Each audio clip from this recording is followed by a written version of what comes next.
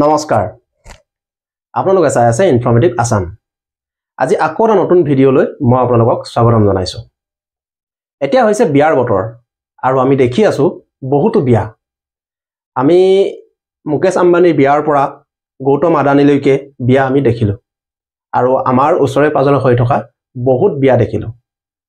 বা সৰু বিয়াই হওক বা বৰ বিয়াই হওক যিয়ে বিয়া হওক সৰু বিয়া মানে মই এটো কাৰণে কৈছো কিছুমান তুলনি বিয়া যে থাকে হেতু বিয়া কথাও মই কব বিচাৰিছো এটা কথাটো হল আমি মুকেশ আম্বানী বিয়া আমি দেখিলো কিমান ডাঙৰ কৈ পাতিলে তেওঁলোকে কিমান ডাঙৰ কৈ তেওঁ আয়োজন কৰিলে কিন্তু গৌতম আদানীয়ে কি কৰিলে তেওঁ এইটো ডিসাইড কৰিলে তেওঁ 10,000 কোটি টকা সৰকাৰৰ এডুকেশনৰ ক্ষেত্ৰত বা সৰকাৰৰ কিছুমান স্কিল ডেভেলপমেন্টৰ ক্ষেত্ৰত তেওঁ ডোনেট কৰিলে মানে তেখেতে ইমান ডাঙৰ কৈ তেখেতে বিয়া নাপাতিলে তেখেতে কি কৰিলে 10,000 কোটি টকা তেখেতে ডোনেট কৰিলে সৰকাৰক সেই কাৰণে গৌতম আদানী যিখন বিয়া তেওঁ পুতেকৰ যিখন বিয়া সেই বিয়াখন একেবাৰে সিম্পল কৈ তেখেতে পাতিলে এই যে আমি কথাতে কয় দেখাক দেখি উঠিল গা কেটৰিয়ে বুলে মুকুখা আমাৰ দৈনন্দিন জীৱনত আমাৰ গাঁৱতে হওক বা ওচৰ চুবুৰীয়া চহৰতে হওক আমি দেখি আছো যে মানুহে বহুত ডাঙৰ কৈ বিয়া পাতে কিন্তু অবহেকত কি হয় মই এটো ক'ব বিচৰা নাই যে মানুহে খোৱাব নালাগে বা মানুহক দেখাব নালাগে মই হেতু কথা কোৱা নাই মই জাস্ট আপোনালোকৰ পৰা এটা মতামত জানিব বিচাৰিছো যে ইমান ডাঙৰ বিয়া আয়োজন কৰাত কৈ গৌতম আদানীৰ নিচিনা ইমান হাজাৰ কোটি থকা মানুহ হাজাৰ টকা পইচা থকা মানুহ এজনে ইমান সিম্পল কৈ বিয়াখন পাতি তেওঁ 10,000 কোটি টকা যেটা সোশ্যাল সাৰ্ভিসখন তেখেতে আগবঢ়াইছে তাৰ নিচিনা ইমান গৌৰৱৰ কথা কেতিয়াও হ'ব নোৱাৰে আমাৰ ভাৰতৰ নিচিনা এখন দেশত কিন্তু আমি কি কৰো আমি কৰো যে মানুহক দেখাবৰ কাৰণে আমি ডাঙৰ বিয়া পাতো বা আয়োজন কৰো তাৰ উপৰিও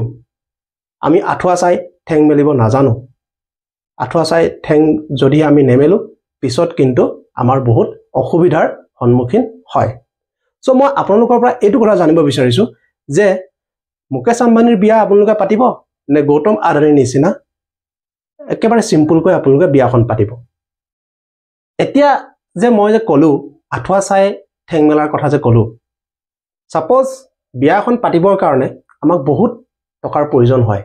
সাপোজ মাটি বন্ধকত ৰাখি যদি 1 লাখ টকা বা 2 লাখ টকা মাটি বন্ধকত ৰাখি যদি বিয়াখন যদি আয়োজন কৰে তাৰ পিছত বিয়াখন হৈ যোৱাৰ পিছত কি হ'ব সেই ঘৰখনৰ অৱস্থা পৰিয়ালটোৰ অৱস্থা তেতিয়া কি হ'ব যদি তেখেতে লোন এটা লৈছে বিয়াখন পাতিবৰ কাৰণে সাপোজ তেতিয়া কি হ'ব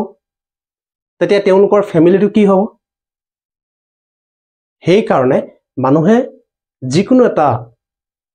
অনুষ্ঠান আয়োজন কৰাৰ সময়ত ভাবি গুনি চাইহে আয়োজন কৰিব লাগে যদি সামৰ্থ্য আছে মই এটো ক'ব বিচৰা নাই মই জাস্ট এটা আলোচনাহে মই কৰিব বিচাৰিছো যে আপোনালোকে মোৰ কথাত একমত হয় নে নহয় মই হেতু আপোনালোকক বিচৰা নাই জাস্ট আপোনালোকে ভাবি চিন্তি কিছুমান কাম হাতত লব বুলি আশা কৰিলো সো আজি ভিডিওটো চাই আপোনালোকে কিনো পালে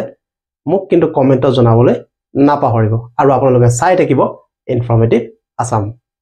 ধন্যবাদ